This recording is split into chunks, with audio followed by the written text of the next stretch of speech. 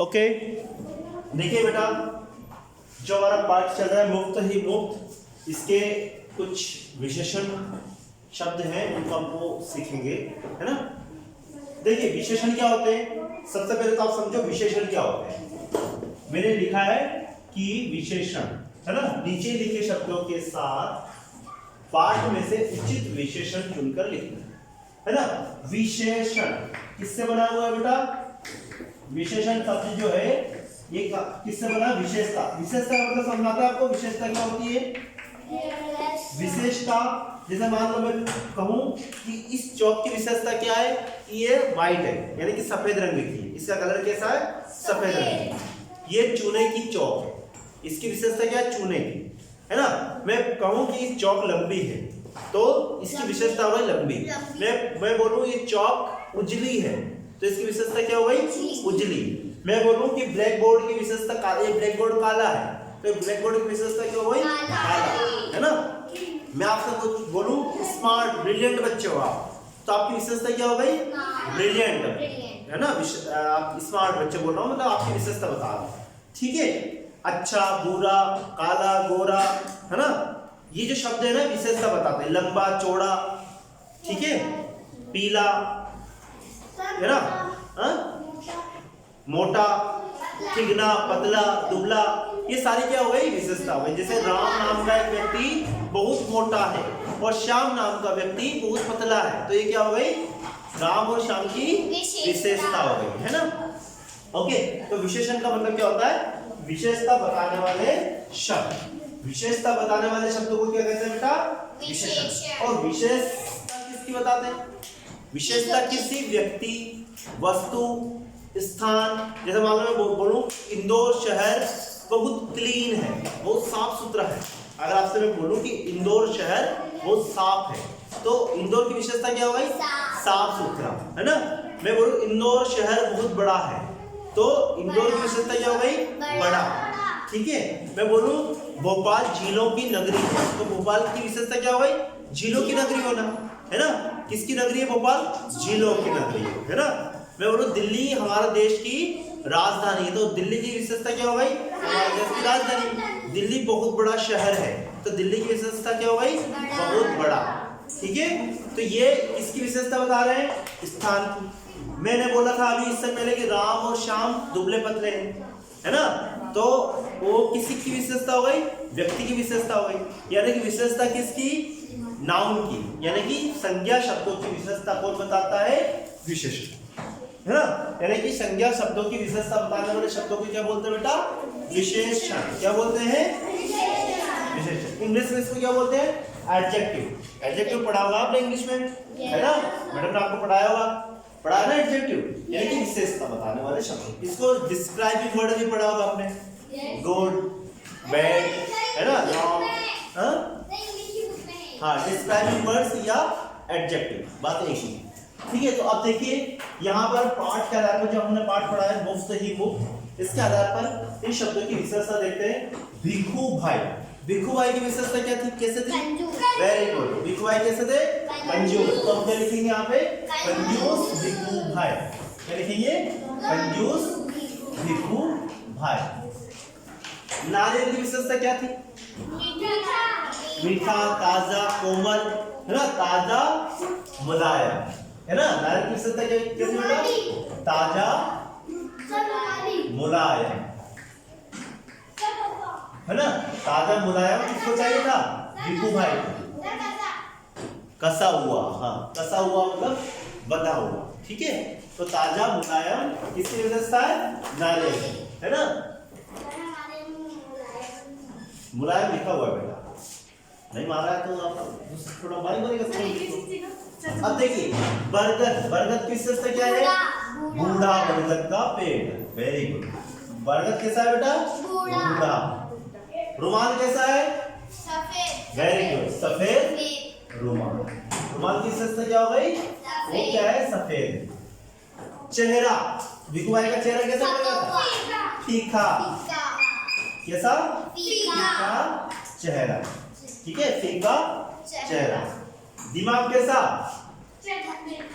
तेज, तेज दिमाग। पैसे 50 पैसे 25 पैसे है ना। पत्ते कैसे, हरे पत्ते, सूखे पत्ते। तो किताब में क्या आया हुआ है हमारे पाठ में, हरे पत्ते।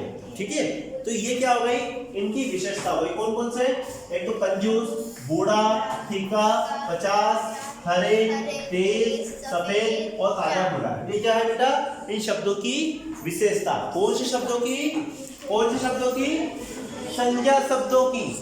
कौन से शब्दों की, संज्ञा शब्दों की विशेषता। कौन बता रहे हैं, ये वाले शब्द। ठीक है, तो इनको क्या बोलेंगे, विशेषण।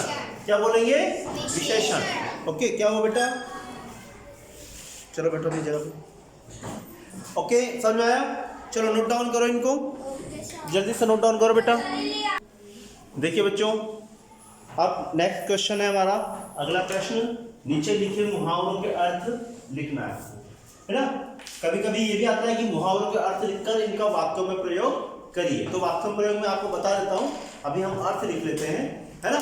देखिए मुहावरे क्या होती है, मुहावरा और लोकोक्ति। बेटा ये जो होता है ना मुहावरा, मुहावरा मतलब सीधा सीधा अर्थ न बताते हुए उसका दूसरा अर्थ निकलता है ना। बात कुछ और बोल रहे हैं और निकल अर्थ कुछ और रहा है ना। तो देखिए जी ललचाना, जी ललचाना का अर्थ क्या होता है, मन मोहित करना। जैसे मिठाइयां देखकर जुनैद का जी ललचा गया, है ना। बाजार में अपनी मम्मी के साथ में गया जुनैद, है ना, मार्केट में सब्जी लेने के लिए, लेकिन वहां पर अच्छे अच्छे गुलाब जामुन, गाजर का हलवा, है ना, ये सारी चीजें देखकर नहीं पसंद। चलो ठीक है, जुनैद का नाम ले लेते हैं, अब सुफियान का नाम ले लेते हैं, कोई बात नहीं। सुफियान का जी ललचा गया, है ना, यानी कि मन मोहित हो गया। ठीक है, जी ललचाना का मतलब मन मोहित होना या पसंद, किसी चीज के लिए प्राप्त करने की इच्छा जागृत होना। ठीक है, जी ललचाना मतलब, जी का मतलब क्या होता है बेटा, मन, और ललचाना मतलब ललचा गया। ठीक है, मन मोहित करना। ठीक है, मन मोहित होना। आ जाओ, दुहाई देना। दुहाई देने का अर्थ क्या होता है, रक्षा के लिए पुकारना। कैसे, जैसे आपने अभी हमारा जो पिछला चैप्टर था, कौन सा, दान का हिसाब, उसमें जो वहां की प्रजा थी, उस देश की प्रजा थी, वो बोलने आए थे दुहाई महाराज, दुहाई महाराज, है ना। क्यों, क्योंकि वहां पर अकाल पड़ा हुआ था, है ना। अकाल होने के कारण वो राजा से, वहां के जो राजा था उनसे पैसा लेना चाह रहे थे, है ना, अनाज खरीदने के लिए। तो वो दुहाई मांग रहे थे, यानी कि दुहाई देना। दुहाई देना मतलब रक्षा के लिए पुकारना। दुहाई महाराज बोला था ना, वो शब्द आया था दुहाई महाराज, तो रक्षा के लिए पुकारना। दुहाई देना मतलब रक्षा के लिए पुकारना। हक्का बक्का रह जाना। हक्का बक्का रह जाना मतलब, हक्का बक्का किसी बात को सुनकर हक्का बक्का रह जाना, हैरान रह जाना, हैरान हो गए, एकदम एकदम वही का वही देखते, मतलब खड़े हो जाना। हाँ, आश्चर्य होना, अजीब लगना कि ऐसा कैसे हो गया, है ना। तो हक्का बक्का रह जाना मतलब हैरान रह जाना। उसकी बातें सुनकर, नविष्ठा की बातें सुनकर मैं हक्का बक्का रह गया कि ये तो 4th क्लास की बच्ची है और 10th क्लास के बच्चों जैसी बातें कर रही है ना। हक्का बक्का रह जाना। ठीक है, तो हक्का बक्का रह जाना मतलब हैरान रह जाना। ठीक है, किस्मत खुलना। किस्मत खुलना, अरे यार उसकी तो किस्मत खुल गई, है ना, उसकी तो किस्मत खुल गई, लॉटरी लग गई उसकी तो, यानी कि सफलता मिलना। किसी को बहुत ज्यादा सफलता मिल जाती है ना। अगर मान लो आप कोई एग्जाम में आप सोच रहे थे कि मुझे 80% चाहिए, मुझे 80 नंबर आने चाहिए हिंदी में, है ना, और आपको 99 नंबर आ गए, तो आप क्या हो गए, आपकी क्या हो गई, किस्मत खुल गई, है ना, आपकी लॉटरी लगी, सफलता मिल गई आपको। ठीक है, किस्मत खुलना मतलब सफलता मिलना। ठीक है, या फिर कोई सी एग्जाम आपने